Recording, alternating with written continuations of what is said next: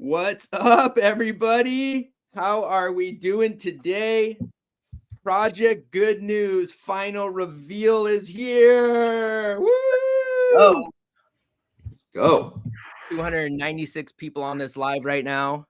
We got Josh Berger, we got Jesse Berger, I'm Jeremy Berger, and we are going to tell you guys what all this hype is about and what we've been doing the last 3 months and getting ready for this day. I mean, today's a special day, guys. 5-year birthday also. The largest live stream we've ever had. We're live on X. We're live on YouTube. Share this with everybody. Yell it from the mountaintops because we got some good news for you all. Josh, do you want to let me. share the screen and I'll add it up here? Let's share it. The good news. Let's go. Josh, we can hear that in the background. So yeah, it was. Well, unfortunately, today the bad news is that they decided to do construction on my building. So we're gonna mix the good news with the bad news. You get the bad news first, and the good news is coming now. All right, let's see here.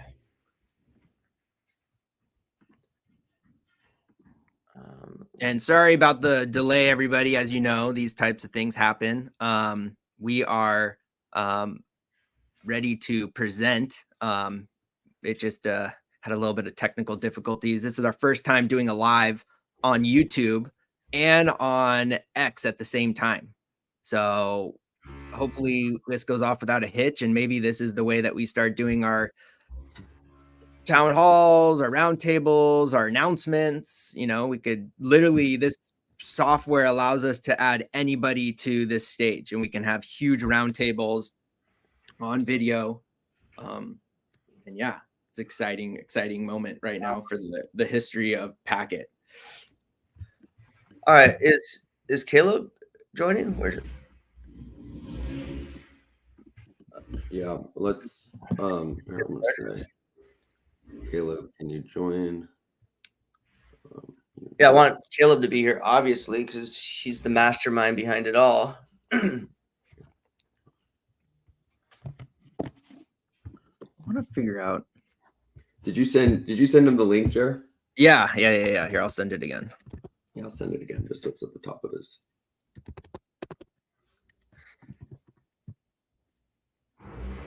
These launches, they always come with a little bit of fun. That's wow. Lovely noise. That is. Wow. You're gonna have to keep it muted, Josh. Go on and off on mute, and I'll just we'll just have to switch between presenting. Josh, do you want to? Well, the first screen reveals the news, so I'd like to reveal it with Caleb on the line so that he's there. Yeah. Let's see if Caleb can make it. But yeah, you know, this is there's been a lot of talk amongst everybody trying to speculate what's going on here, and we've tried our very best to really try to keep this under wraps so that we can announce it here together with everybody, because I think that's really important. To see where we started and where we're going is important also, and it's exciting time for us all. Yeah, and I think the important thing, that we've tried to do from the beginning with this project is put our faces in front of the community.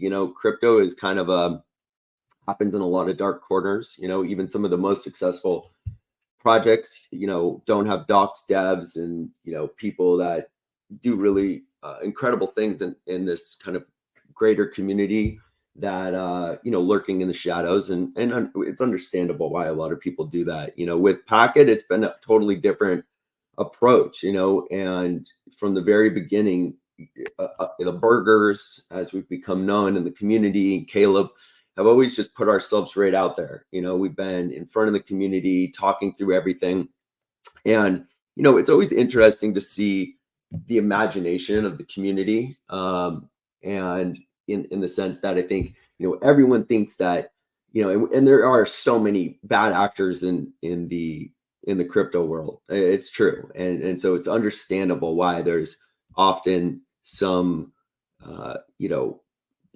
anticipation that everyone's trying to do everyone dirty.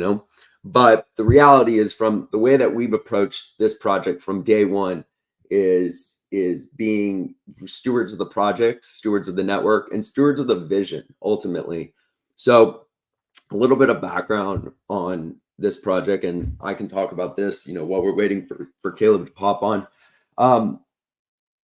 This project started for us in 2017, 2018. It's based on my background in the entertainment industry, having made some of the biggest movies, ever, that are short of, Marvel movies, $250 million movies. My first two movies, first one was Oblivion, starring Tom Cruise and Morgan Freeman. We did that with Universal. That was a $160 million budget. And, that movie went on and generated over $650 million worldwide. I did that in 2013. And then in 2014, came out with Hercules, which was a big movie made with Paramount MGM, starring Dwayne Johnson, The Rock, his first leading role as the star of a movie, getting paid over 8 figures, and his first big payday like that, in media and entertainment. And as everyone knows, he's gone on to be the biggest movie star in the world. And so, so from my background, having made those two big movies, Hercules went on and generated over, $450 million worldwide. So almost, 1.1 billion on those two films. And while my company, as production company, creator of the content, did quite well on the front end, on the back end, we got no money. It just absolutely never got money. And we had incredible definitions, all the contracts that would have indicated that we would have done extremely well in success. And ultimately, I have a royalty statements from both of those studios that show somehow these movies that made well beyond their budget, well beyond their marketing budget, didn't make any money. And I just felt really disillusioned with that because, as a young guy going to film school and dreaming about being in Hollywood and then achieving that goal at the highest level, you would think that success would show up in the results of all your hard work, of years and years and years of work. And it didn't. And so in 2017, when the crypto markets were exploding to the upside and Bitcoin was heading towards these, wild all-time high, nearly $20,000, obviously there was a lot of excitement around that time. But what I really found myself drawn to was blockchain, was the immutable ledger. And it sparked my imagination, which was that, what if we could figure out a way for media to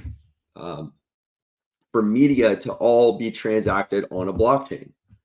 And at this time, there were smart contracts with Ethereum, but the big problem was gas fees, and so there was really no way that I could imagine, with the expense of and all the little microtransactions that come in, that you could ever do that. You could ever build something like that with Ethereum. And secondary is, like, we realized that you would have to have an actual network, a core network, because if you distribute your content through traditional platforms, through traditional media, they receive all the money. And yeah, if they pay you on a blockchain, that doesn't solve the problem of the malfeasance that happens on the accounting side, because there's this black box where the money goes from the customer to the studio or to the distributor before it gets to the content creator. And that black box is where the problem is. So you'd have to figure out how to have a network with integrated payments. And one of our colleagues mentioned CJDNS and said that would be the way that you could do it, is if you built something on CJDNS. Now, CJDNS was not a crypto project. And I had no idea who Caleb was at the time. And so a couple of my friends that we were having these conversations with and whiteboarding this with went on a goose chase to find Caleb, and ended up finding him living out in Paris. And we got in touch with them. I wasn't a part of getting in touch with them, so I have no idea how they pulled that off. And we told them what we wanted to build. And funny enough, Caleb replied, I just had quit my job 3 weeks ago to build something like that. That's literally what I want to do. And so we flew him on a plane out to California and brought him to our office. And he, on the plane, had created a presentation of how he would build this network, what that would look like. And we told him, that's cool. We actually have another idea of what we want to do. And we pitched it to him. After some deliberation, we ended up being like, Caleb, we like your plan better. You go, this is a better plan. And we ended up going with his plan. And that's Packet. Packet launched in 2019. And because Packet needed to do microtransactions, that was like fundamental to the project. That's why we ended up, and Caleb was very enamored with Lightning. That's why we ended up going with a UXTO Bitcoin chain. And obviously Caleb invented the Packet Crypt proof of work.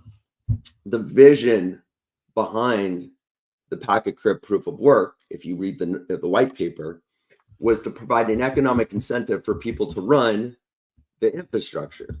And that was always the point. Now, if you read the white paper, the focus was about building the network. It never really talks about the use cases, the utility of the network. But the network itself is where the network itself is where we need to be. It's where we need to be building. It's where we need to have expansion. And so this presentation that we're going to make for you today, we made a really cool deck, is the execution of that original vision. And we've been talking about this as Project Good News for all this time, putting an emphasis on the infrastructure itself, because for me to achieve my goal that I set out to do now 6 years ago, and what Caleb presented to us on that whiteboard all those years ago was on a way to expand the infrastructure for CJDNS. And so that's been missing from our project all this time. The infrastructure providers in our current ecosystem are focused on mining. And that's fine. That's totally fine. But the network doesn't benefit from mining at all.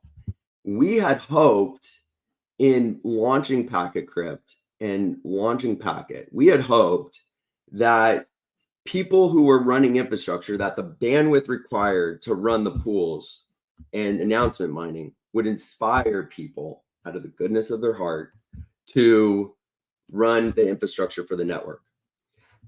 Fast forward now 5 years, that hasn't materialized at all. And we have, a robust network. It's not as widely distributed as we would have wanted. And because the mining rewards have gone to poop over the years, the majority of the community miners have left because it's not profitable to mine anymore. However, there's still this formidable network of miners. There's this formidable infrastructure for the pools and for community miners, but none of that infrastructure is being used for CJDNS. And we found getting a lot of difficulty from a lot of pushback, even from people to even set up anything on the CJDNS side. And so CJDNS has been pretty much stagnant since the start of this project, which in a lot of ways, I hate using the F word, failure, but in a lot of ways is basically, a failure to execute on the grander vision. Why? Because what we've learned over these years is that, and I've always said this, it's always been like part of my thought process, which is that you can really get people to do things two ways. One, if they really, really believe in something. So like no one gets paid to go do religion, or go to church. You don't get paid. You believe and that's where your heart is. And that's where you go and spend your time. Being with your family, being with your friends. You don't get paid to do that. That's something you believe in. That's your life. But oftentimes, and going to work, if you're going to go do a job, if you're going to go do something for someone, you got to get paid. And that's where the nature of decentralized infrastructure, this whole idea of DPIN and in a lot of ways, crypto has been rooted on motivating people to get paid. And so where we're so where we've gotten to right now is that running the infrastructure for CJDNS, nobody gets paid to do it. So nobody's doing it. And that's as far as the ethos and the vision of Packet, a failure to execute on the white paper. So what we're going to present today, everyone's been kind of like waiting, and it's like, Jesse, you're beating around the bush here. What we're going to present today is a mechanism, a strategy, and a strategy so that we can grow the network, to actually have people motivated to grow the network. And that's what that's what we've been excited to. That's what we've been building on the Project Good News side of things, and that's what we're going to present today. What I'm trying to figure out is if we're going to get Caleb over here, because he's dealing with some technical issues, and it seems like he might not be able to make it. Let me see here. Just not ideal.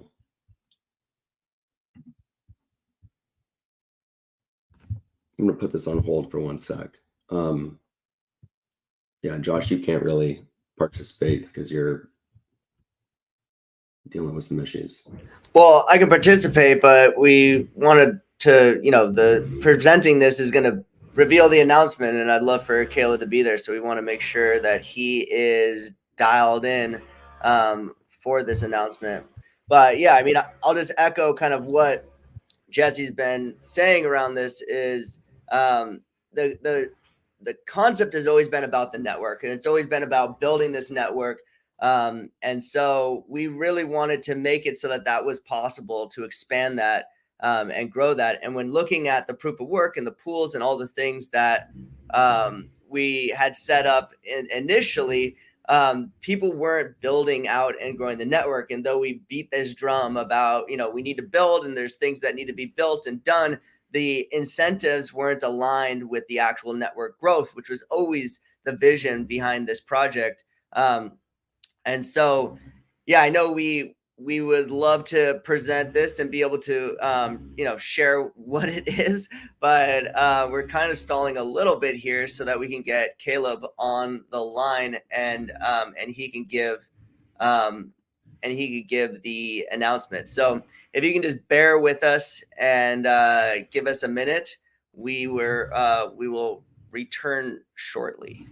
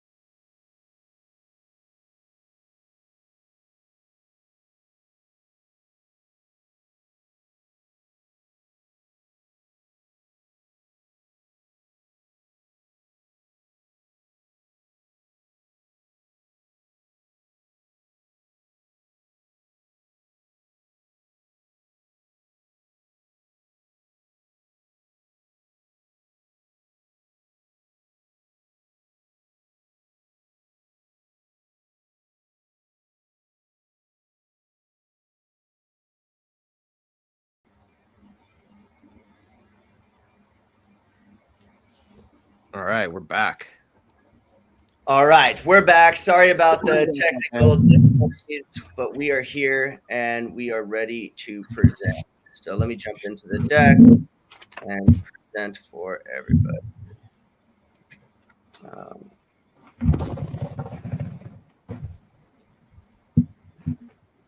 All right. All right, you guys ready? Drum roll, please.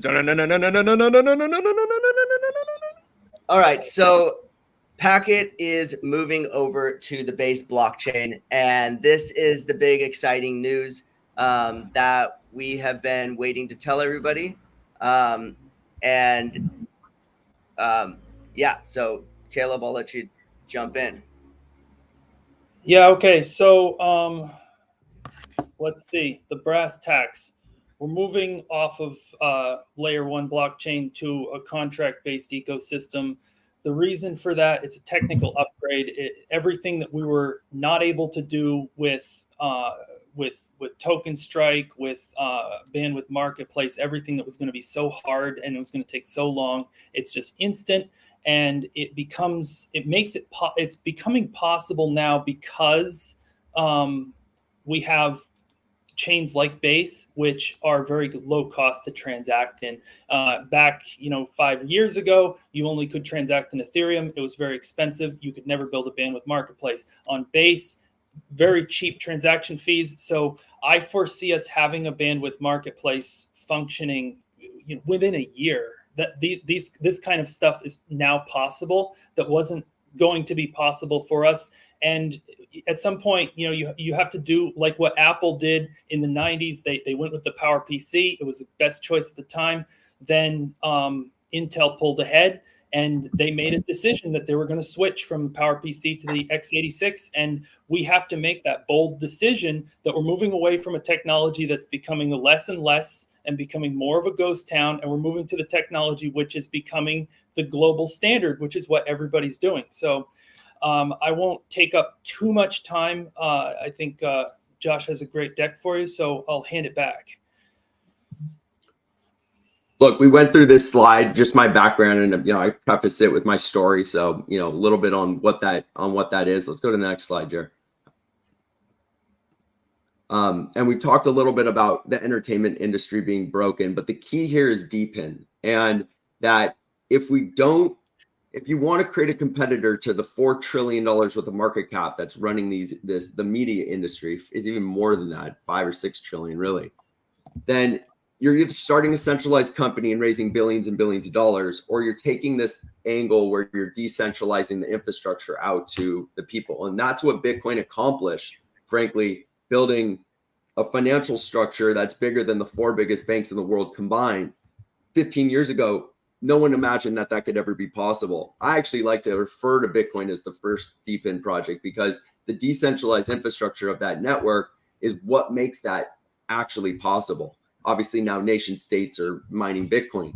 But in the case of Bitcoin, the network is the payments. That's what it is. So it makes sense that everyone's mining and that it's a proof of work. That makes sense. But with Packet, the network is CJDNS. It has nothing to do with payments. And having integrated payments is fundamental, but having independent integrated payments that can do fractionalized small payments and low cost payments and smart contracts and excellent wallets is all required for the success of this project. And Packet's really suffered over the years building in the world of Bitcoin, where there's just not a lot of activity. And we've seen that materialize on our chart, materialize within our developer community. And ultimately this inspires the next, the future of the project. Let's go to the next slide. And also, when you're thinking about the big monopolies and how much infrastructure costs are required to be able to run those infrastructure, Netflix is paying $1 billion a year to Amazon Web Server for their infrastructure to be able to provide content to their users. And so that's where DPIN becomes really important. And being able to, first of all, decentralize the infrastructure, align the incentives with the people that are participating, and create transparency on payments versus decentralized payments, which is what was the essence between Packet Crypt. But with the packet network, as it's with this kind of new iteration of it and extension of it and technology upgrade, the community is now actually paid to power the network and creating a distributed, resilient, payment agnostic network. And the blockchain technology ensures that there's revenue transparency and aligned community incentives. And so when this happens, this brings us the packet network as we've always envisioned it from the beginning.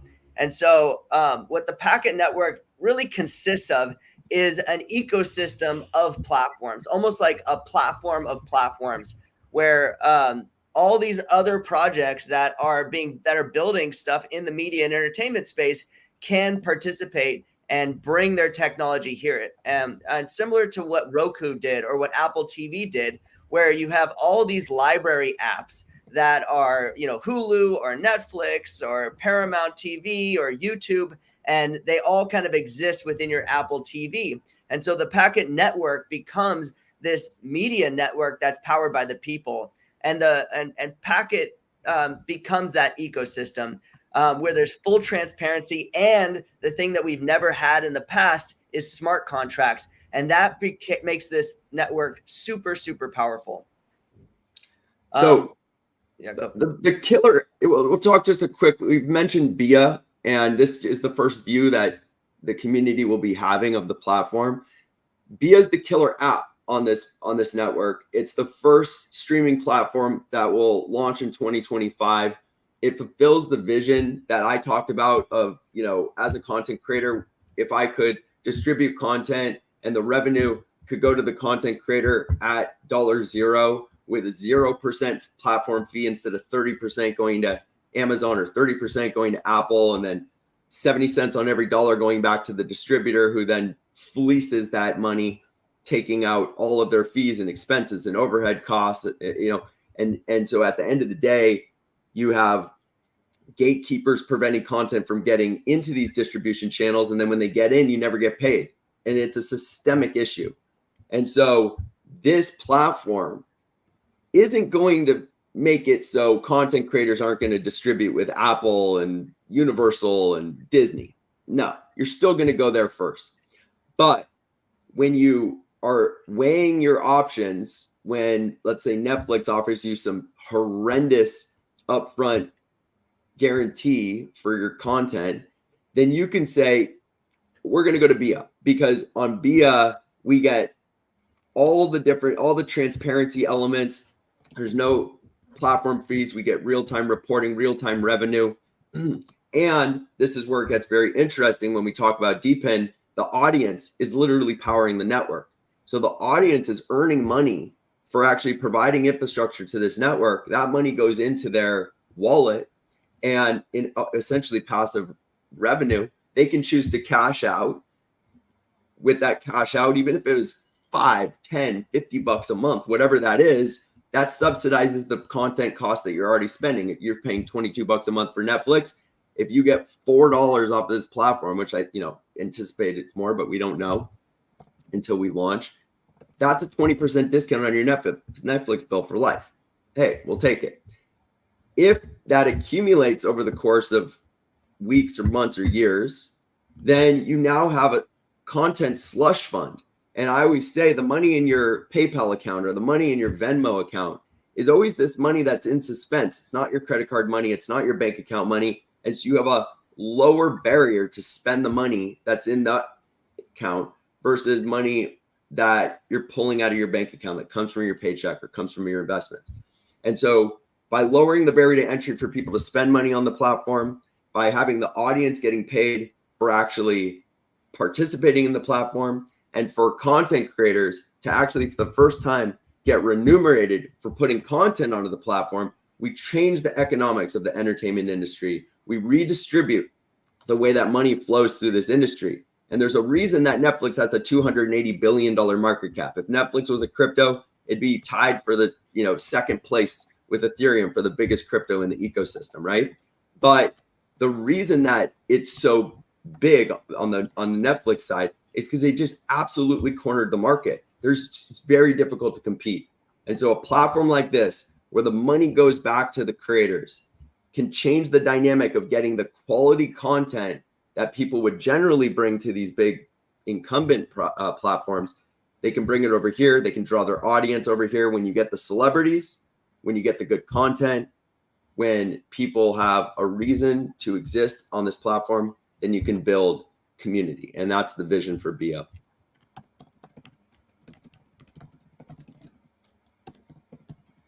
If you don't know this guy, he's right there in the corner. You know, I like to always say Caleb's our Vitalik. You know, Caleb's a blockchain cryptography expert. He's a security analyst, and his background is in mesh networking. And, you know, just to flatter you a little bit, you know, Caleb built CJDNS, invented CJDNS back in 2011 as an open source project. CJDNS was incorporated into Bitcoin Core in April 2022, version 23 Bitcoin Core. The reason that CJDNS was incorporated into Bitcoin Core is because of its ability to deal with adversarial nodes in a network, to the resilience of its ability to transmit data on a global basis without geofencing.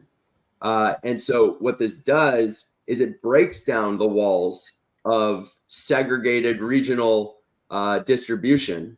And by distributing on the CJDNS network, suddenly content is accessible globally.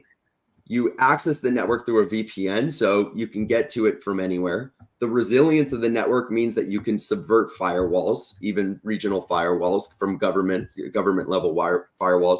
And you're basically making it so that content is globally accessible, which makes it so that content creators and audiences can access content that generally they wouldn't be able to access. And that might be bad for the traditional media world, but it's really good for this new media world, for this future that we envision, where content creators can get paid from a global audience, and where global audiences can access content without being geofenced by their, you know, regional platform.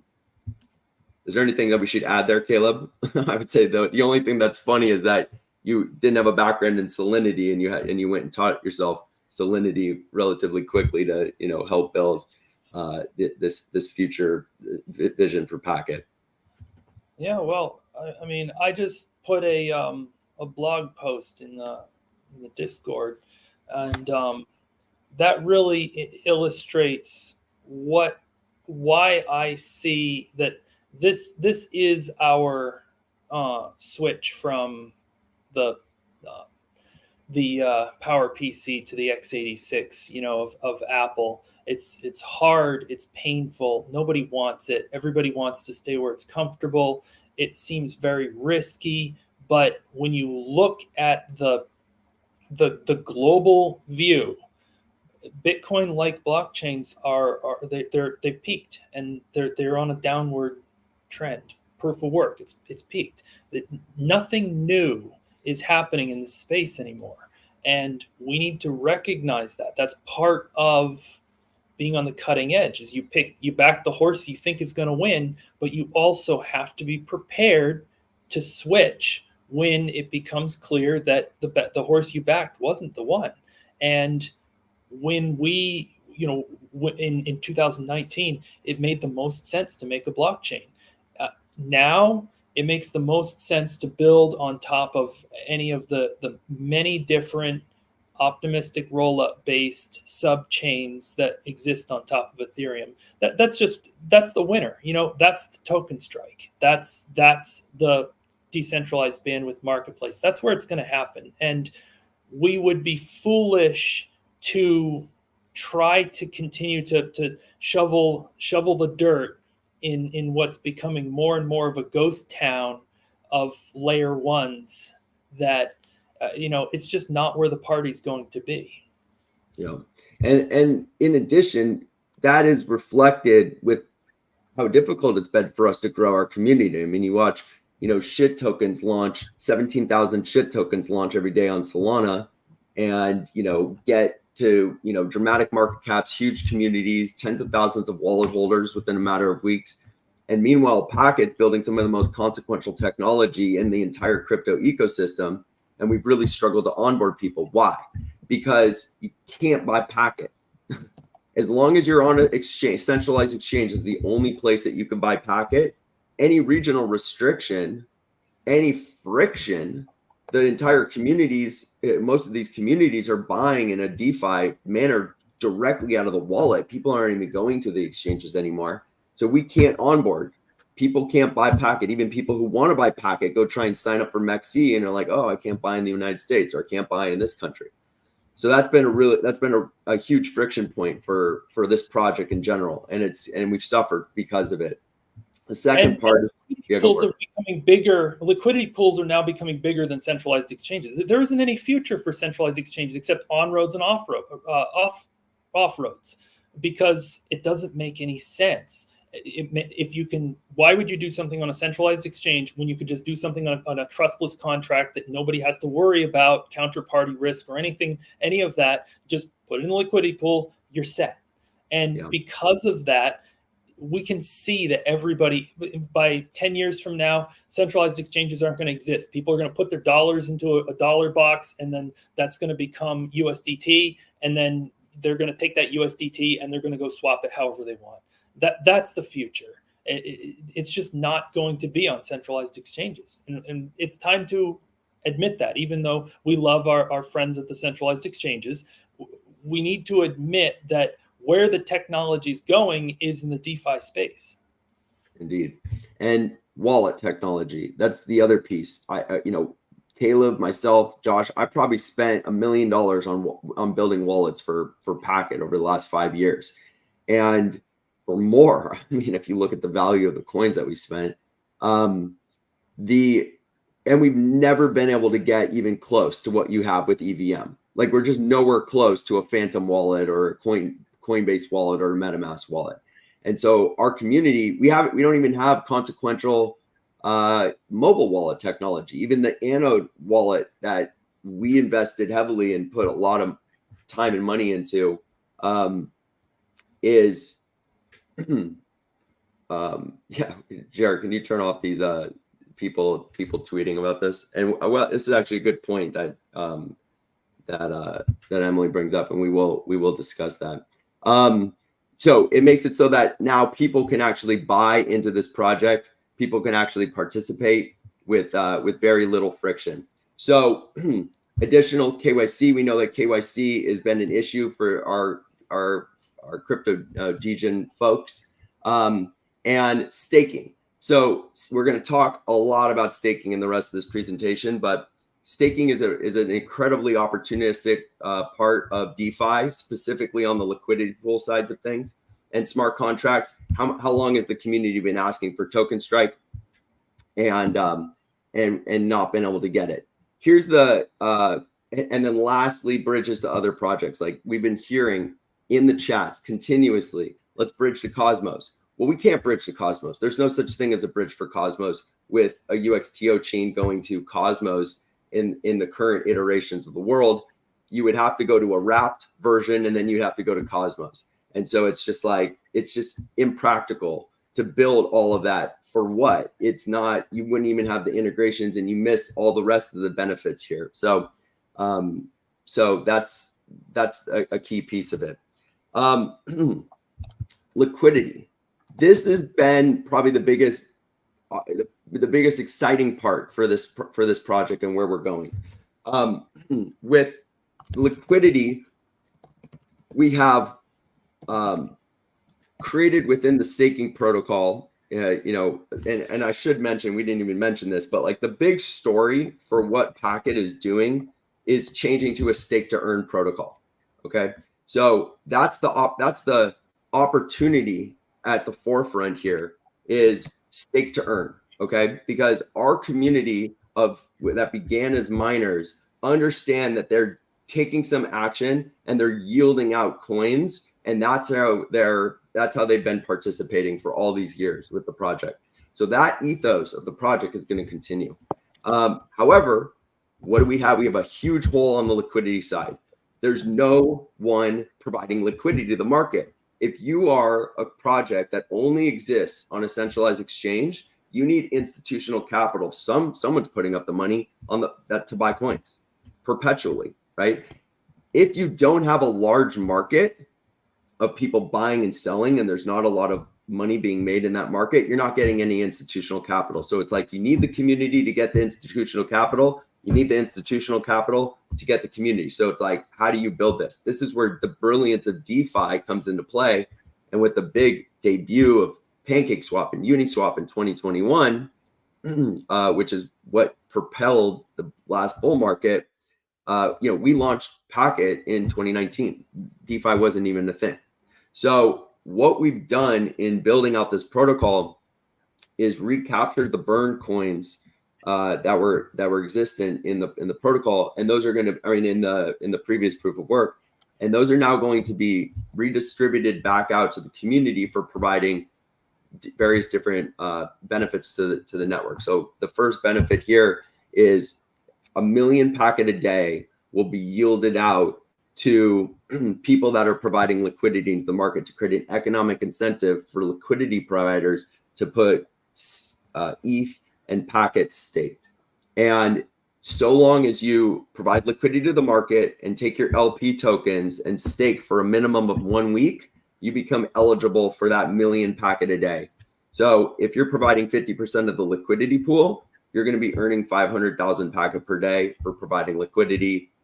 That's the division of payment pro rata based on the contributions that people make into the pool.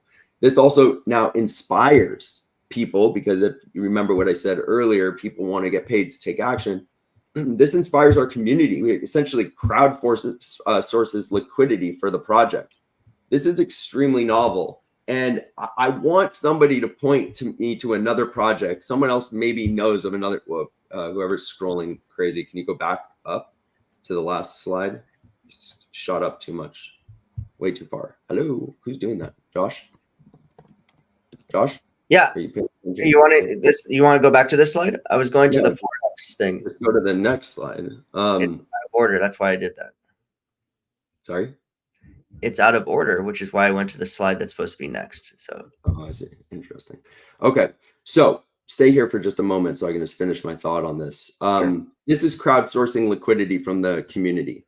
And the big idea here is that now people can come in and they can put liquidity into the pool and they can earn almost as though you were running a pool, but you're providing an incredible benefit to the marketplace. And obviously, as anyone knows, in AMM, you make money whether it goes up and down. The problem that you have with liquidity pools is that somebody needs to put liquidity at a low price, which means that if you're putting your packet, your precious packet that you want to go up in value at a low price, and the price runs, then you're selling your packet at a low price. So the idea with incentivizing the liquidity pool is to incentivize people to actually put their packet in, knowing that they're going to be remunerated out of the yields for that participation.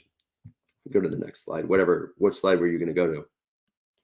Here, I'll just fix it here.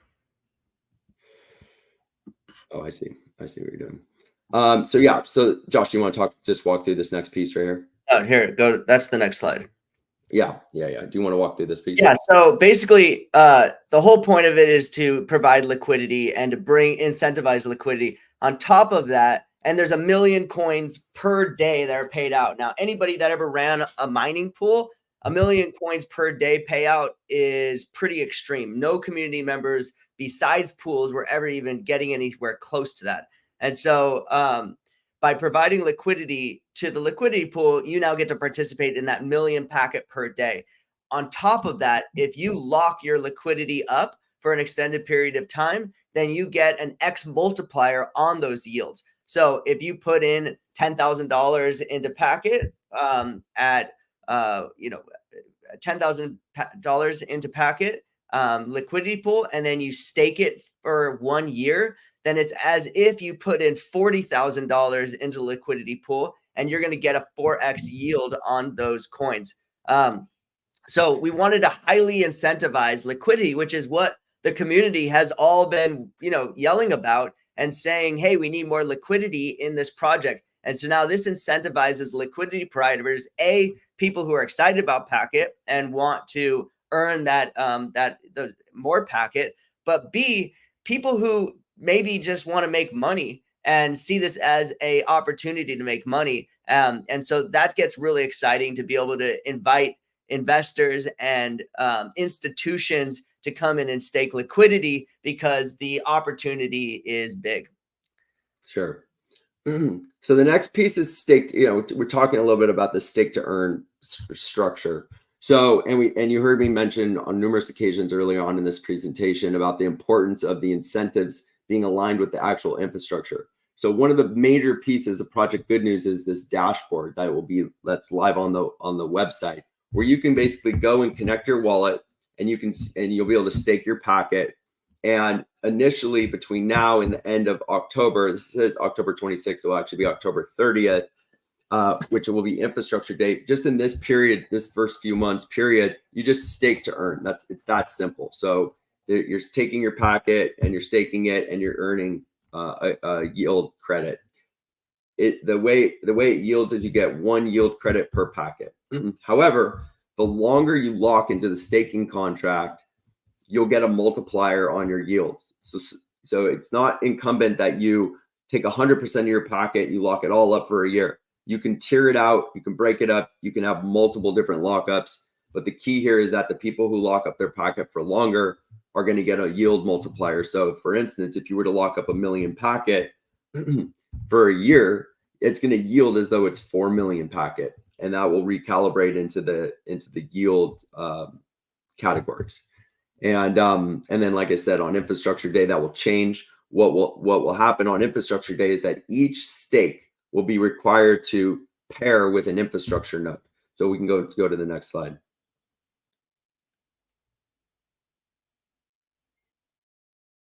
And so there will be 5 different types of infrastructure nodes that people can run.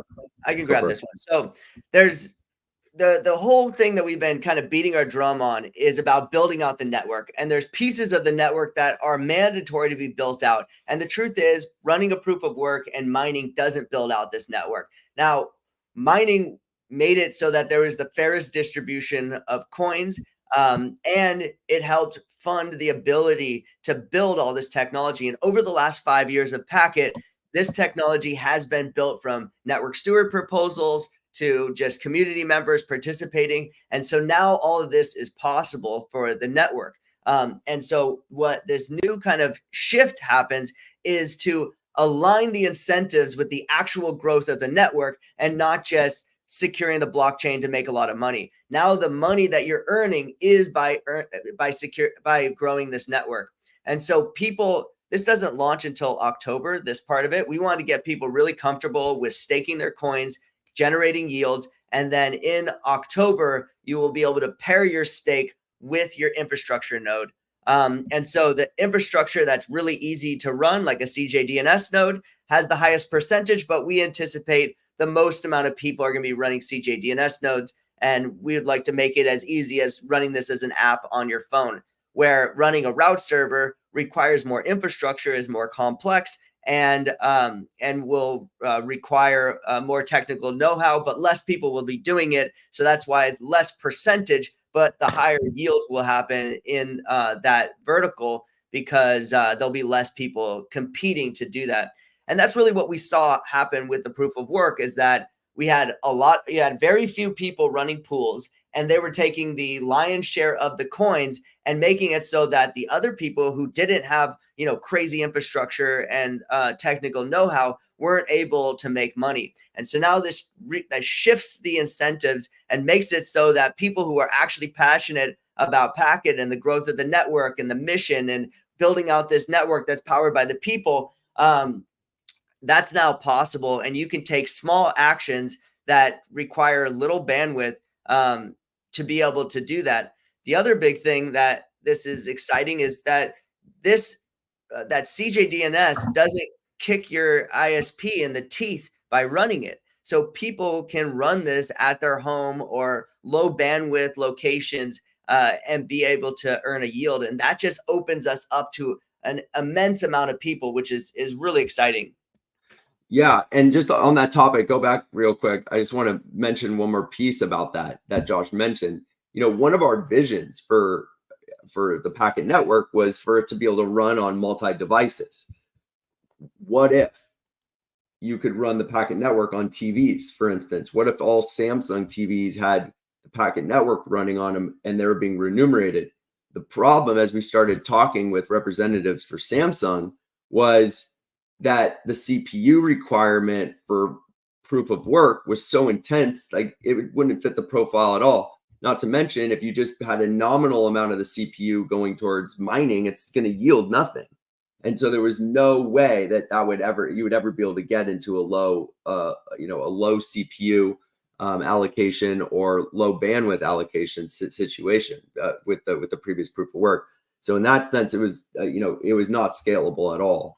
And now with this strategy, you can get into low bandwidth situations. You don't require massive CPU outlay, which does absolutely nothing for the majority of what the network requires. Now, running a route server does require significant resources. It does require similar comparable technical know-how that more sophisticated technologists and networking folks will want to do. And that'll be a place where people will spend time building infrastructure for this network to make those monies. In addition, to run a route server, it will be incumbent that you run every single one of these other pieces of infrastructure. So if you're a route server provider, operator, you're actually running a name server, you're running a domain, you're running VPN exits, you're running CJDNS nodes. And so you really are providing an incredible amount of resources to the network, which is why, prospectively, there won't be a huge amount of people doing it. It'll be extremely lucrative for people to do that. That'll be where the reward mentality of people who want to make a lot of money participating in this network will go. However, the people who don't have the capabilities of setting up that type of complex infrastructure are also going to be remunerated. And there's no person who could come along and just recalibrate the rewards and flush all the network participants down to basically peanuts while they take the lion's share of all the yields. That's not going to be able to happen because it's all programmed into the contract. And that was the vision that, when Caleb was running the first pool in Packet, which we participated in, we funded, we put a lot of money into that pool. Our vision was to give back. It was always about remunerating the community. But what happened as mining became more and more centralized, and everyone started having secret code, and everyone started kind of backstabbing each other in the mining communities, that the people got thrown to the wayside was all the community miners, and it became not profitable to mine anymore. And as a result, all the mining, the robust, vibrant mining community that was there left. And this prevents that from happening because you have a yield curve that still takes us out the remainder of 57 years to yield out the rest of the rewards even more, because we're recapturing the burned coins and giving those back to the community to incentivize participation. So it's actually like, a reboot in a sense that there's now, if you weren't here 5 years ago, you missed all those really, exciting, bigger rewards. Well, that now restarts. In a lot of ways, people can now jump in and feel like they're here at the beginning and but they're also knowing that they're providing like legitimate foundational resources to a network by doing that, rather than just like a payment network where it's just transmitting, payments across the network, which Packet was never designed to just be a payment network. So the network steward still exists. We're testing out this network steward in, over the last 6 months of how it should function and really giving that power back to the people. And so most of you guys know what this is, but I'll just recap it for people who are new here. 20% of the payouts get paid to the network steward. And the network steward is designed to make it so that anybody can petition and campaign to the community to become the network steward and fund development, marketing, listings, whatever they see fit. If you want to go, sponsor a conference or things like that, all these things become possible, and the Packet network self-funds itself. And so what people do is they campaign to the community, and then they can be voted into as the network steward with a proof of stake vote. And every week there's a new proof of stake vote that has to take place to make people remain as the network steward. And so that's the network steward as it stands. Yeah, and just the community participation and the way for people to really work to keep people accountable every week, and B, to be able to make it so that we all own this network together and your vote actually means something. Indeed. That's the electorium thing. There's no change there. Yeah, that's what I was just going to say, was that electorium. We're still bringing electorium over, which Caleb's working. Do you just want to talk a little bit about how you vote while you do your stake, Caleb? Yes. Like when you're doing your lockup.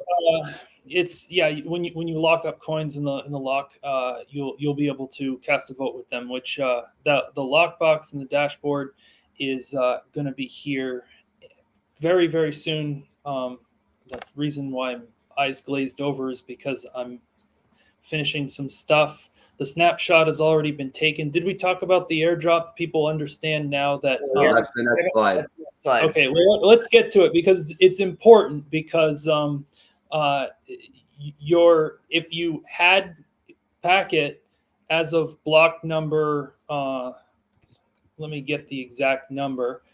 That the block number of the whatever you had as of about an hour ago is what you can request to be yielded, to be migrated. Yeah. So your old packet, nothing changes with old packet. Okay, the block number is, drum roll, 2639299. So whatever you had in that block number, snapshot. So you can take with your airdrop. The airdrop happens in 3 phases. You'll be able to get a third today. Once I'm done setting up the dashboard, you'll be able to get a third in 6 months and a third in 12 months. That airdrop you'll sign using a private key from your old packet address. And very importantly, because there's a lot of people who like the mining project are bringing this up. Nothing happens with the mining project. You can do whatever you want with it. The point here is that me, Jesse, Josh, Jeremy, and our friends, we're going to do this. And this is how we're going to implement the packet vision, is on this project. But if your vision is based on packet crypt, go do it. It's yours. I give it to you. I created it and I will give it to you. You can have it. Even though you hate me, we'll still give it to you. But anyway, that's what's happening. It's essentially a new project, and you can claim the airdrop. There's a caveat for people whose packet's on an exchange. You'll get all of it at the same time, but the exchange doesn't deal with splitting new and old packet. So you only get the new packet from the exchange. However, I am prepared to swap you. If you want old packet, if you don't want to be part of this, I'm prepared to swap you new packet for old, or private keys for old packet. If you got 50 million in private keys and you want to swap that for legacy packet, I'll give you all the legacy packet. You can go do whatever you want with it. So this isn't really there isn't anything being forced on anyone, and people saying, well, this should be democratic. Well, no, it's better than democratic. It's you get to choose. You get to choose what you do. That's my choice. I'm going to go this way for technological reasons, which I outlined in the blog post. And my colleagues are going, and we're bringing our friends. And that's where we think we have the best shot of implementing the packet vision. If you have a different vision, then you get to go 100% in that direction and do what you want with that. Yeah, I think that's really important. I just want to emphasize a couple things that Caleb said. Number one, anybody that wants to swap new packet for old packet, you're entitled to do so. We have a form that you can fill out, and you can put your addresses, and we will help facilitate that through escrow.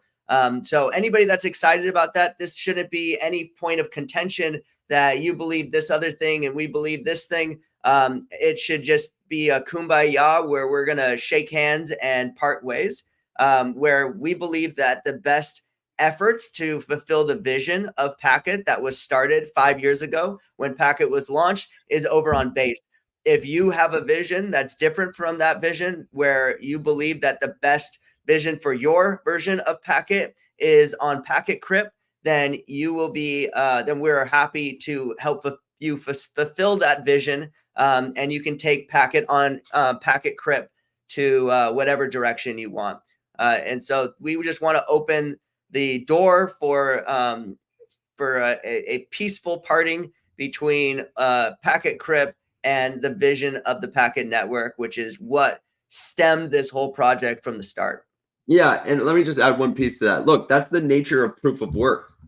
You know, I remember there was this whole thing about people talking. There was all these like major dumps on the Bitcoin market when it was like China's banning Bitcoin, like this is the end of Bitcoin. It was like, unless you could go into every Bitcoin miner's computer and turn it off, Bitcoin will run forever. You can never get rid of Bitcoin, right? And it's the same thing with Packet. As long as somebody runs a pool, Packet will persist. And if someone is going to be like, hey, we're going to carry on and you know, mine this chain, and you're just going to continue mining blocks, you know, and that's totally fine. But for the project, you know, founding community members, you know, we've come to terms, we've made peace on the 5th birthday of Packet Crypt that we can't achieve the goals that we set out to achieve with proof of work. It's too centralized, it's too expensive, and it's not scalable.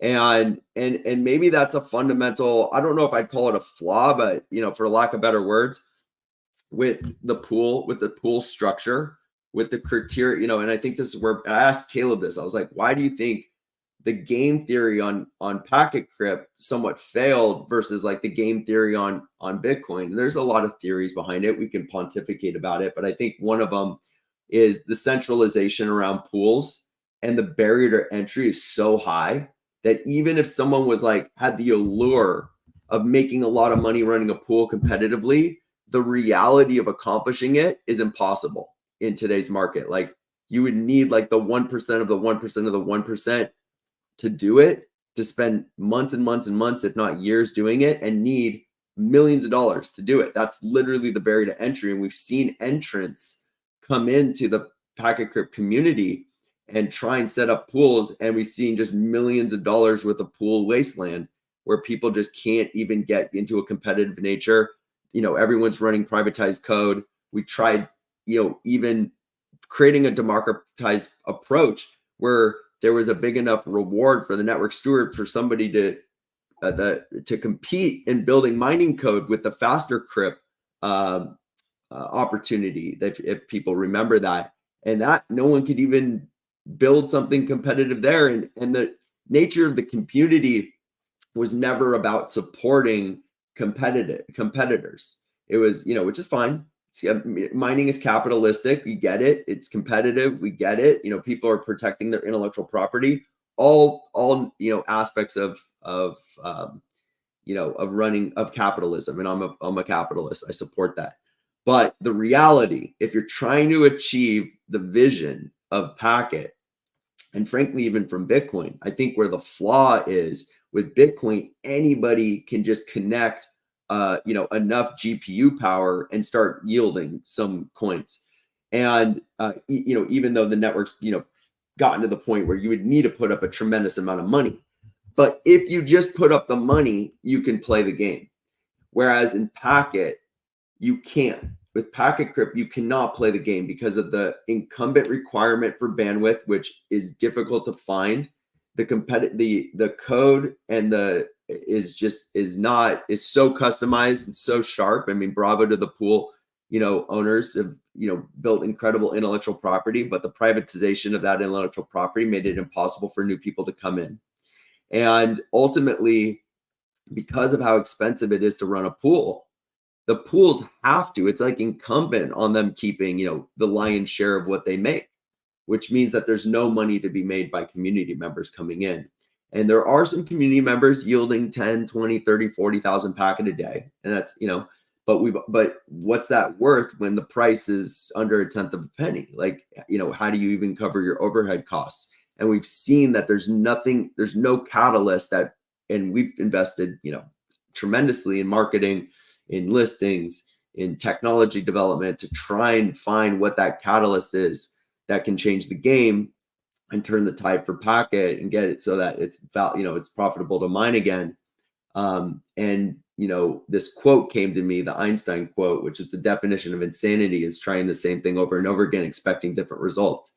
And that quote inspired us to sit down at the drawing table and ask ourselves, if we were going to do it again, what would it look like? What would we do? And we literally went back to the way that we designed the pools in the beginning as, fair, where like Caleb sat on the, on the phone and gave all his secrets to other pool operators to help them set up competitive pools. They ended up putting us out of business, and that's fine. But like the ethos and spirit of the way we started this was to invite people in and to give people the opportunity to participate because we needed that distributed network. But now it never, looking back, it never happened. The distributed network didn't grow. And so that's why we went with this new strategy to actually instantiate that execution. And I know a lot of people in the chat are asking about how to go and swap packet for packet on base. We'll be releasing that into the community, so make sure you're on Discord, and you'll be able to get the full instructions. We actually have tutorial videos and everything. It's going to be really simple, so stay tuned for that. Once we're off this, we'll be dropping a bunch of information into the chats. Yeah. So what's going to happen is, a new website will go live. Just a swap out of the previous site will go live, and it'll have all a new docs. Docs.packet.cache is going to just give you the playbook, everything. It's actually got a lot on the infrastructure setups as well, even though you won't need that for the next couple months. It's got about the migration airdrop, what it is, new site, you'll see it. And I'm excited for that to go live. In addition, there's a new packet dashboard that will also go live. And that I'm so excited about the dashboard. This community's been talking about a freaking dashboard for 3 years now. This dashboard is going to be like something you leave open on your computer.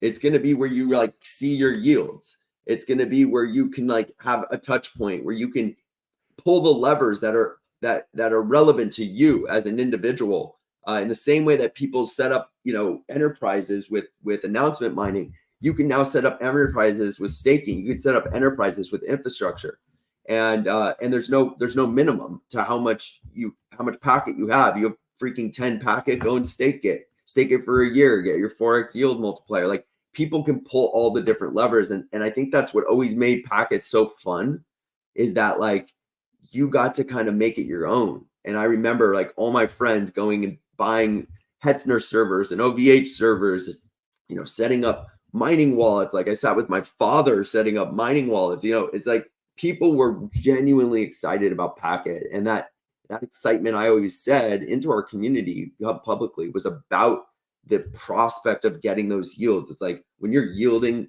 thousands of packet a day, like that's just exciting, and nobody's doing that but a few people now. And so that feeling of earning has like left for 99% of the people in this community is left. And so that's what this stirs the pot back for. Do you want to go through the tokenomics, Josh? Or you want me to do it? Oh, you're muted. Oh, Caleb, do you want to go through the tokenomics, or you want me to do it? I can do it. I can do it. It's fine. So there's 6 billion coins, the same as there always was, based on the fact that 1/3 of the coins are being released at every 6 months. Only about 2 billion coins will be released today. The yield curve is exactly the same as it always has been, except as Jesse mentioned, the burn coins were recaptured and they are being allocated to people who stake in the liquidity pool. And the decimations stay the same. Every 100 days, the yields would decrease by 10%.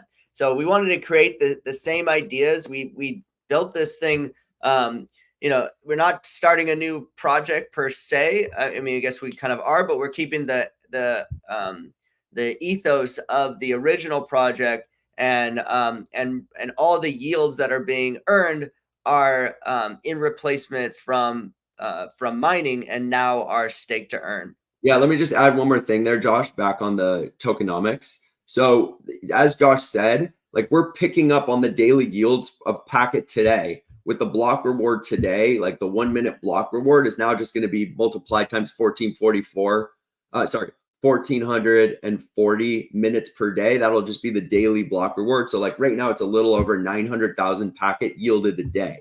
So this will pick up right where that left off with staking, right? So you'll go in, you'll be able to stake the if there's not a lot of people staking in the beginning, yields are going to be crazy, right? You're going to participate in that 900,000 Packet per day. That goes, well, 900,000 Packet minus 20% going to the network steward. So that's 720,000 Packet a day. That's what everyone, all the miners today, that's what they're yielding. Obviously, most of it's going to, the pools. So that's now going to level the playing field. Everyone who stakes is going to get a taste of the big yields now. In addition, the extra million. So, well, today it's yielding 900,000 a day with the captured coins that are going to the liquidity pool. Anyone who stakes liquidity is now going to be participating in that million coin allocation per day. So if someone comes in with 50% of the liquidity, bang, you're going to be earning 500,000 Packet per day. It's totally separate from your staking yields on the main aspect of the protocol. So that gets me really excited. Like, I saw some people writing some FUD, Burgers and Caleb could just be yielding all the coins out to themselves. Guys, we've never done anything like that.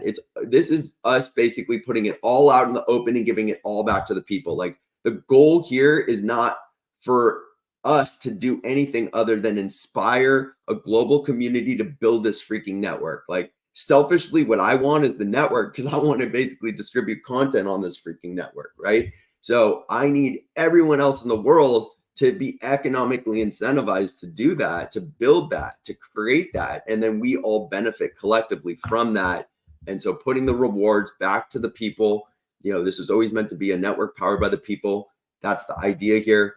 However, people who showed up in 2022, 2023, they missed the first 2-3 years of the network where the yields were the highest. Just like if you showed up to Bitcoin in 2022, you missed the 50 Bitcoin per block mining, So that's what happens. You show up late to a proof of work party and you miss the boat. This resets the playing field in a lot of ways. It kind of, you could say, rewinds time on yields back maybe 4 years ago, 3 years ago. I don't know the exact number, but getting up into this 1.9 million Packet per day yields is super exciting, and it creates opportunity for people who are just learning about this project right now. Like, you're here at the beginning again, and so this is yours to lose, basically. So this gets me really excited, because when we first started Packet, we ran around and I just told every single person I knew about that Packet was the best thing since sliced bread. And we launched Packet racks, where we were doing a white glove service to be able to mine on people's behalf, because mining is complicated. But that whole thing just blew the thing up, because people, A, were making a lot of money, and B, were telling people and making money off of telling their friends. And so we wanted to bring that same opportunity into this new iteration of Packet. And so when you connect your wallet to this dashboard, you are provided with an affiliate code. When your friend uses that affiliate code, you get a 1% bonus. And when your friend uses the affiliate code, they get a 1% bonus, and you get a 4% yield bonus on whatever they stake. So if they stake $1 or they stake $1 million, you're going to get a 4% yield bonus off of their stake. If they go and tell a friend, then you also get a 1% yield bonus off of all of their friends. So what this does in turn, first of all, every single person here is going to want to find an affiliate code, because you're going to get that 1% yield bonus. Happy to share mine.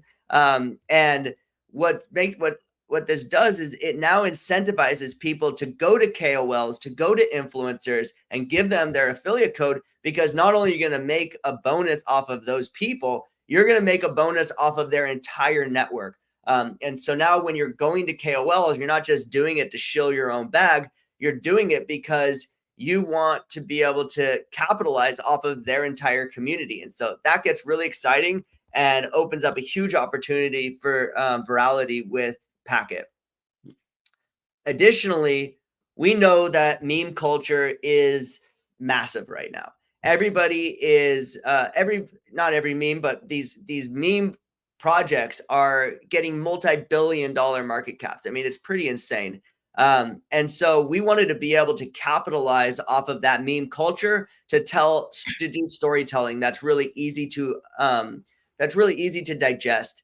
And so we created this character named Packeteer, and Packeteer allows us to A, create tons of content, B, make this fun, and C, make something like networking that generally is pretty complex into something simple. And so we hired this amazing artist who has been creating us a ton of content. You can actually go to the Packet Instagram and you can see the Packet, the launch of the new character coming to base.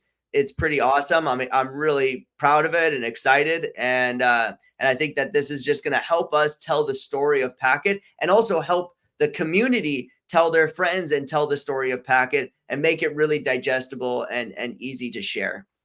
Yeah, I'll just add one more thing on the meme side of things. Just to emphasize what Josh said, we've been creating content for Packet for 5 years. Most of the content that we've created is just, graphics and video. And it's Josh or myself or Caleb having a conversation or doing a live chat or, anything like that. But that's not really shareable content to the extent that we see today. Now, the meme culture, if you go the other way, it's like, if you're invested in like a meme, let's say something like Ponke or Mumu or Wolf, which are incredible meme projects, they're pumping out content across their socials, and it's a fun thing for you to see. And they're creating all these scenes and characters and storylines, and you're basically just relating to the character. And people are investing in those projects, and they're going into the billions, hundreds of millions.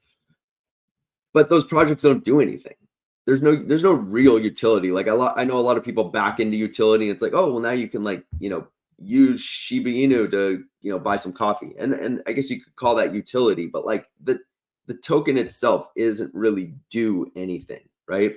No shame to the fact that those are multi-billion-dollar projects, so all the respect in the world. What we wanted to do is basically straddle both, where obviously Packet's built as a utility project, like from the ground up. That's what it is. But we found ourselves struggling to communicate and to get people's attention. And so by being able to package the narrative and the information that's somewhat technically orientated, like maybe people are falling asleep to this presentation today as we talk about networking. It's not the most fun, exciting thing. Trading memes is. Looking at cool, fun, creative content into your social feeds is fun. And so if we can add that element of fun, create shareable content while also educating the community, then we get the win. The narrative and the storyline behind the character of Packeteer is it's us against the suits. Like, we are all Packeteer. It's not just this guy.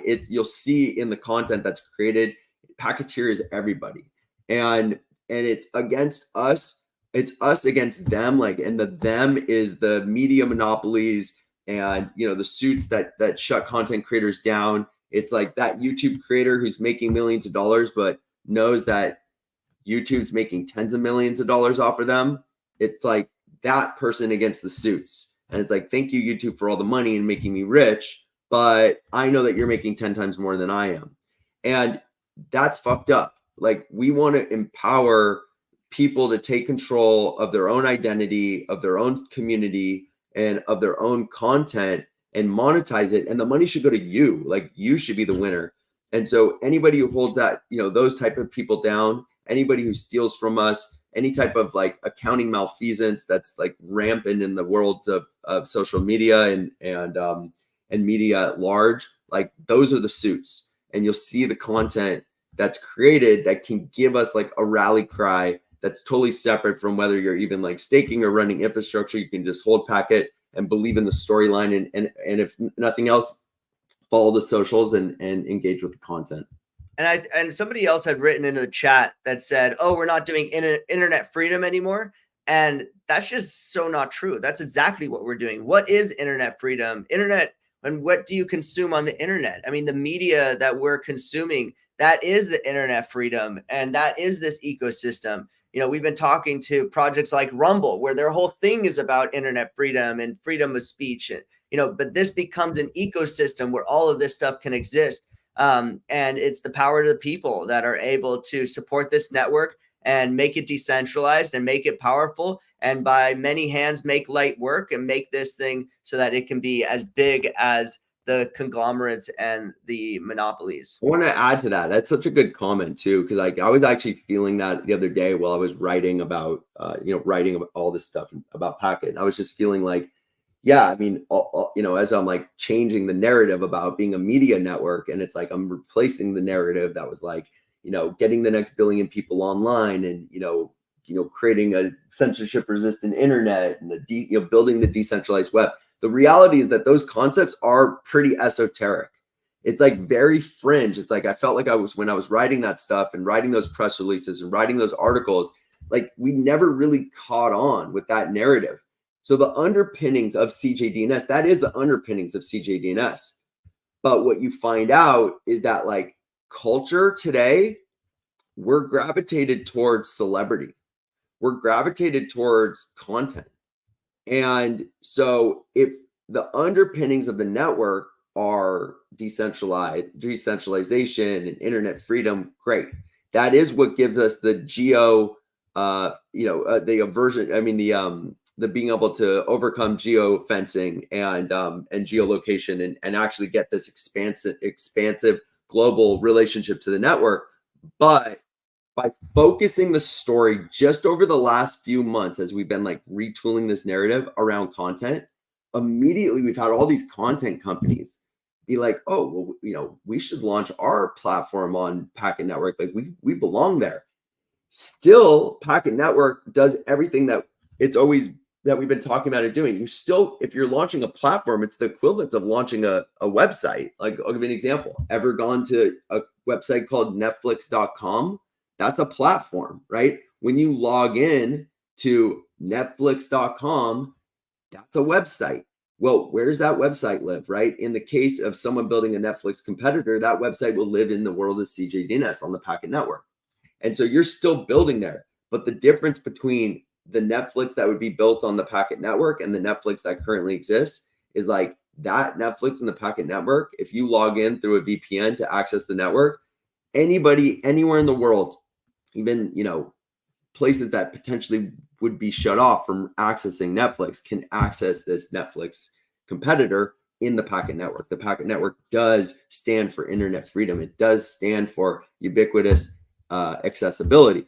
And so that's still the underpinnings of the storyline. It's just we've found that when you're marketing, you kind of need to try stuff, and you have to be willing to kill your darlings and find what trends are working. You have to be able to adapt. And so part of Packet, it's funny because everyone's like, oh, you're changing this. Look, human beings are resistant to change. Like we know that. That's part of human nature. But like you also know that innovation comes from change. Like I remember watching, like, so if you go into YouTube and watch any type of YouTube clip from the news when they were talking about email, the beginning of email, people are like, what do I need to email for? I got a fax machine, It's like, well, what was the winner? Was it the fax machine or was it the email, right? We have to be able to change and adapt. We have to be able to understand where the storyline changes. And in this case, like we're changing the storyline, but we're not changing the vision of what the network represents. So just to kind of recap, I know we talked about a lot of things. And so just to kind of go through them all, this is a breath of fresh air for the Packet Network. And the best opportunity right now is to go to Uniswap and to be able to buy Packet at the lowest price right now.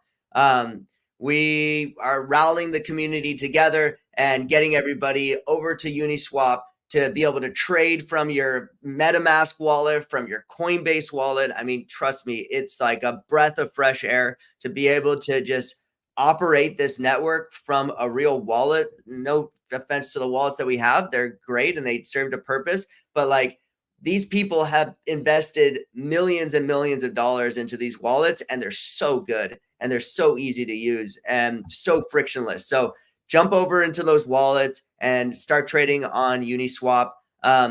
We'll be launching this dashboard shortly. And so when you get your airdrop, the best thing you can do is stake, because if there's just a few people staking, you're going to get the highest yields. It's back to the beginning of when Packet started and everybody had the opportunity to make all this money and all this Packet. And so that gets me so excited, because it's for me and my friends and my inner circle, and also people who aren't very technical. Now they have an opportunity to re-engage with Packet, where a lot of people have just died off because the barrier to entry came too high. Also, the biggest opportunity is to stake liquidity in the liquidity pool. As that thing grows, right now when it's still low, the yields are just insane. So, right now, I think in the liquidity pool, there's $931,000 in the liquidity pool. So pretty amazing to watch the liquidity pool fill up that fast, but those people are making the most money right now. So that's the exciting part, is to have people filling up that liquidity pool and staking and earning this million coins per day to all the people participating. And if you want to even X multiply those yields, then you'll go and stake the LP token and generate an even higher yield. Lastly, the mini and the cube, you guys can go over to the Rowdy website or the packetpal.com website, which will be relaunching shortly, and to learn about the yields. If people don't want to be technical and just want to have a plug and play passive income device, we've changed the economics on the mini and the cube, and we will be staking on your behalf. So feel free to jump in the chat, ask any questions that you want over on Discord. Happy to answer that. And become an affiliate. Go connect your wallet, get your affiliate code, tell your friends, and make sure you find an affiliate code, because it only works on your first stake. So you want to make sure that that first stake is as big as possible so that you can get the highest bonus on that stake and reward. And so that just kind of opens up the door for us to go and spread the word. And last but not least, anybody that wants to continue with Packet Crypt, we support you in that endeavor. Packet Crypt will live forever as long as somebody runs that code. There should be no contention or this versus that. If that's something you're passionate about, we want to support you in that vision, and we will provide a form for everybody to do a 1-for-1 swap, and we'll be using the escrows that we've been using in the past, that are trusted escrows, to make that a fair and easy swap. And that doesn't just count for coins that are on the exchange that are now switched. That's any packet. If you have any packet that is and you claim your airdrop and you go and receive those coins, we'll swap those coins as well for old packet as well. So you can double if you have a million coins, 100 million coins on Packet Crypt, and you go get an airdrop for 100 million coins. We've working with our partners that are all following us to this base, and everybody is happy to do a swap 1-for-1 for old packet, for new packet for old packet, and we'll do it through the escrow. So if anybody has any questions, feel free to ask them in the chats, and we will be dropping a link soon where you can go and claim that. You'll be able to see it on Telegram and Discord. Yeah. Look, in parting here, obviously we realize that the mine runs, and there's a lot of speculation with the lack of information especially the last 2 weeks as we got really close to Project Good News launch. There will be people who disagree, with the direction. You can't please everybody. I get it. And there'll be people who want to continue with Packet Crypt. And as Josh said, like, Godspeed. That's great. The spirit of this isn't to be adversarial. Like, this is our life and our life's work, and like what we set out to build 5-6 years ago. Like, we're still carrying the mantle of what that represents and what we want to achieve. And if you have a different vision, whoever you may be, like, Godspeed, good luck. If as Josh said, you want to sell your coins, do it. Ideally we're doing that off the market, and it can happen in both, going in both directions, in the sense that, like, if you're wanting to get rid of, the token, no problem, swap you back into the proof of work. And I think the other piece of it is, like, especially for people, let's say, who got swapped out whenever they do open up the exchange, which should be imminent. They're just evaluating the contract address. At the point that they do open up the exchange, if you're unhappy that you ended up with Packet Crypt tokens, super easy. You just basically, you ended up with the Packet on base token, super easy. Effectively, you would just withdraw into a wallet and swap it out, and you'll get your tokens right back. So there's really should be no friction. There should be no animosity. No one's trying to take anyone's property away from them or anything kind of silly like that. Obviously, you're doing this type of stuff is challenging and tricky, and it requires a lot of technological, surgical approach. Surely there will be bumps in the road, but like, the intent and the integrity and the focus is all there. And even while there's, obviously always going to be, some adversarial people, it comes with the territory. Our goal is to, go in this direction and see you off in the direction you want to go, or bring you along if you're with us on that journey. Caleb, any parting comments before we end this?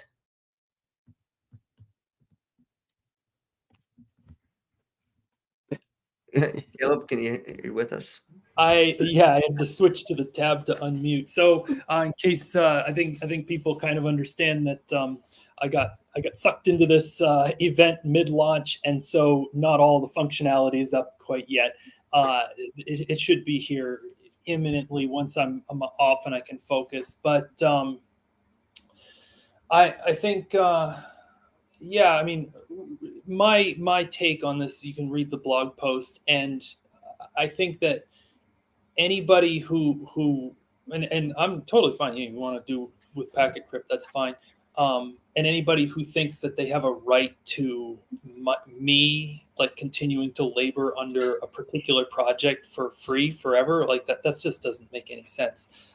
This is where me, my friends, my colleagues, the people I brought into Packet, this is where I'm taking them to get them to where we want to be. And if you don't like it, like, nothing's being taken away from you, exactly as Jesse said. There were obviously reasons why we needed to do this privately as we did. But again, it's not a democracy. It's your choice. So everybody gets to vote. You vote that you're going to go to the new project, or you vote that you're going to go to the old project. And you get to vote with your feet, and you get to have 100% of what you signed up for. There's no, so it doesn't need to be a democracy. It's your choice where you want to go. Yeah, that's a really good point. I think it's different than if it's different if you were taking everyone's coins away from them, and that's just not the case at all. I think that's why there's different projects that do like a global migration, where they kill off the the other coin based on the nature of being proof of work, like a true proof of work, not a fake one. That was impossible with Packet Crypt, and I understand that people love Packet Crypt. There's an elegance to what Caleb had built there, and but there's also there's some game theory flaws there that that we just, at the end of the day, just felt that there was no possibility of us ever being able to get it to scale. We got this project up to over a $400-500 million market cap back in the early 2021 for Packet. Unbelievable, right? We were seeing trades go down at 6-7 cents. The price sitting down at like tenth of a penny, or I haven't even looked at where the chart is now. But it's people have stayed committed to it. People, the devs on this project never sold. Like the founding community members never sold. The wallets are all still sitting there. You can see them all, and it showed our testament to what we believe that this was worth a lot more. Like the reason we didn't sell at 5 and 6 cents is because we were like, this thing's going to $1. Like that was where this thing belonged. We felt that this was bigger than helium. And so why would we sell at 5 cents? $400 million market cap, that ain't shit in this crypto world. Looking back, project down 90-something%. You wish you sold at 5 cents, but I'm still in it because we believe this thing's going to $1. Like we'll maybe take a depot stop at a nickel and a quarter and and beyond. But the vision of what we're building, okay, is we're going up against trillions and trillions of dollars in market cap. That's the vision of what we're building. And so that's who we're going up against. If we're that's why I use the analogy of Netflix. A $280 billion market cap would make Netflix the third biggest crypto in the game if it was a crypto project, right? If Packet can achieve a fraction of that, $6 billion market cap is a $1 packet.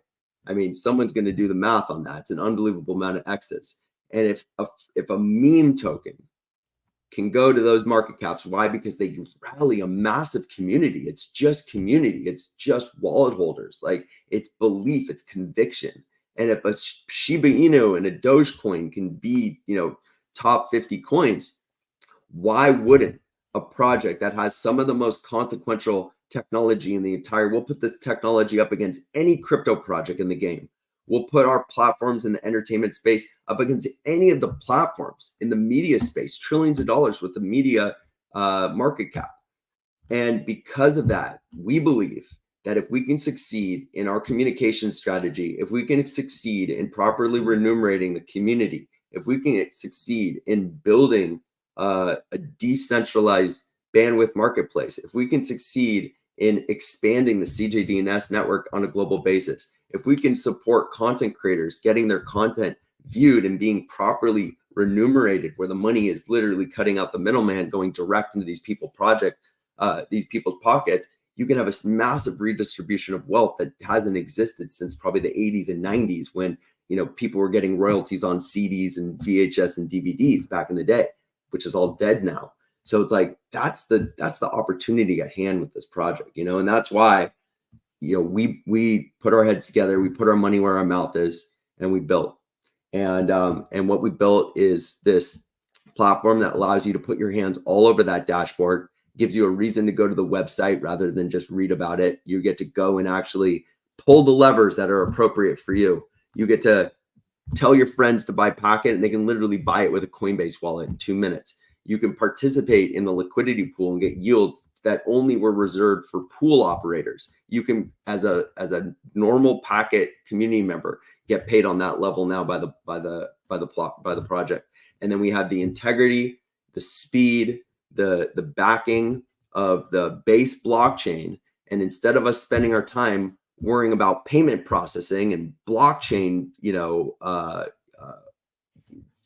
blockchain stuff, let's build the actual technology on the roadmap, guys. Like everyone's sitting here tinkering with mining in their pool, and who cares about that? It has nothing to do with what the project vision is or what the white paper is about. So if you're smart in networking, you're smart in programming, if you have infrastructure, we want to see that infrastructure actually routing the network. We want to see you become a route server. We want to see you, setting up VPN exits, and that's going to be what makes this project go to the moon for sure. And you can be a part of that. You can actually take like a serious part. And even if you're staking, a small amount of Packet, you're making a huge difference, because one of the cool metrics that will be up on the new website as this thing kind of picks up, we have some tinkering to do. We're a small dev team.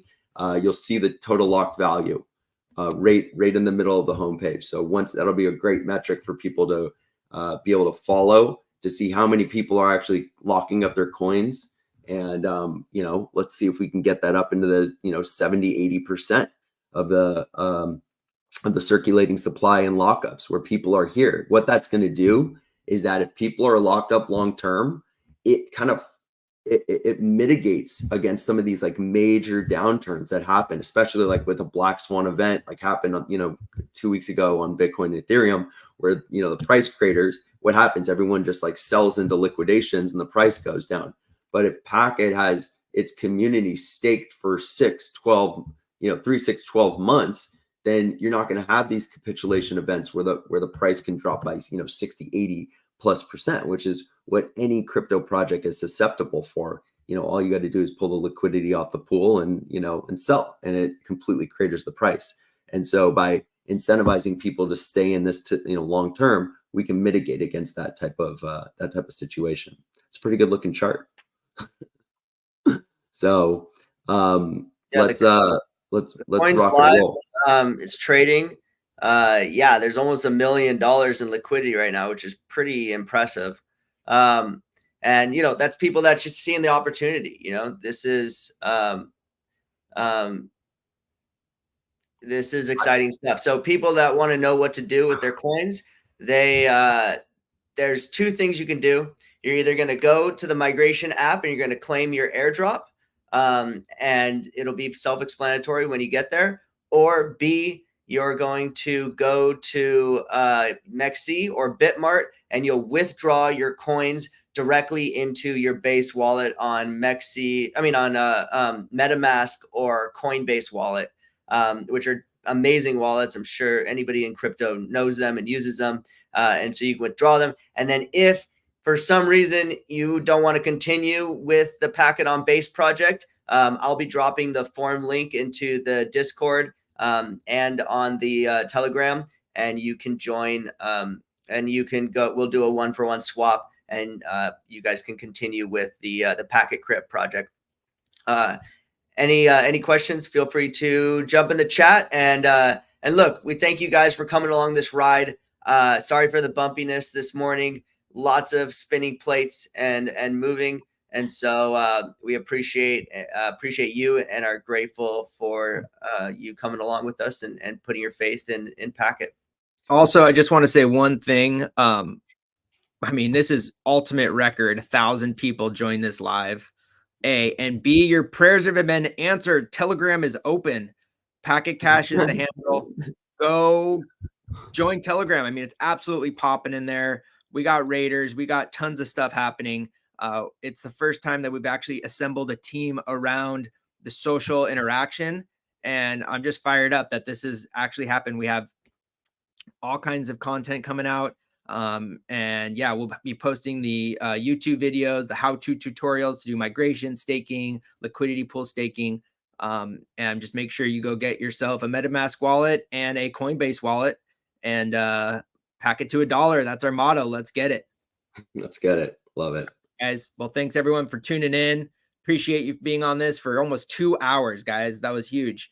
Promise the next one won't be so bumpy, but we're going to continue doing it this way because it seems like it's the most lucrative way to interact with the community. So thank you. Yeah, especially as a lot of new community members are coming into the project and just discovering about it, like we're going to make ourselves a lot more accessible. I want to do like voice chats on Telegram and, getting people access to, the team that's been building this and running it, and ask your questions and feel like we're, here and accessible, including your concerns and, no, it's not all, flowers and roses, but this right here is a testament of what's possible when, a few good men put their time and hearts and energy into it. I just want to send hats off to our dev teams that absolutely killed themselves over the last 3 months. Probably about 50 people worked on this, almost $1 million worth of development effort. It's just an unbelievable outpour and how to make this happen, and the investment of time, energy, sacrifice to build it. We'll live and die by the chart. I get that. And I'm sure some people, look forward to getting their coins so that they can dump on the market. But, the intent is that we can continue to grow this thing to the heights and the market cap that it deserves to be in. And if there's some turbulence along the way, there's a lot of buyers that want to, pick up those coins. So let's just keep on rolling And we'll see you guys in the chats. Yeah, thanks everybody. See you guys next time. Pack it to $1. Whew, let's get it.